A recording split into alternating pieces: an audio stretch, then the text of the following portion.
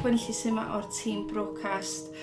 Da ni hefyd yn gweithio adra yn cwmni Bro, felly o'n i'n meddwl fysa fi yn just siarad efo chi am be da ni fyny a be da ni'n neud.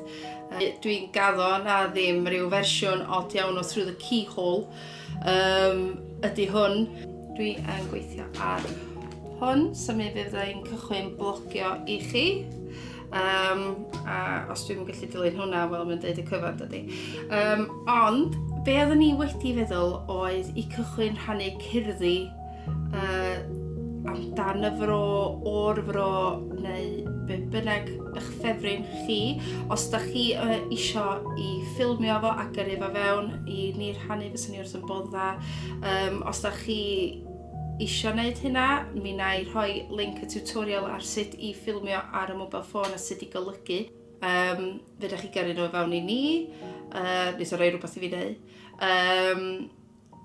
Neu os da chi just isio gyrru eich cerddi ffefryn chi fewn a nawn ni trio gorau i'w llefaru.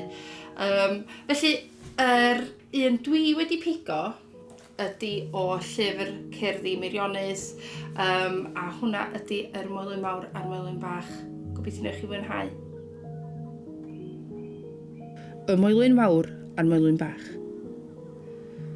Gwnaes dyw'r ddau feilwyn, meddynt i mi, o garag nad oes eich adarnach chi. Ond wrth syllu arnynt ambell awr ar fora o wanwyn, a'n mheuaf yn fawr. Mae o bapur sidan y torodd o'r ddau ohonynt ymhell cyn co, a'i pasio'n sownd ar wybren glir, rhag i'r awel ei chwythu ar draws y tir. William Jones.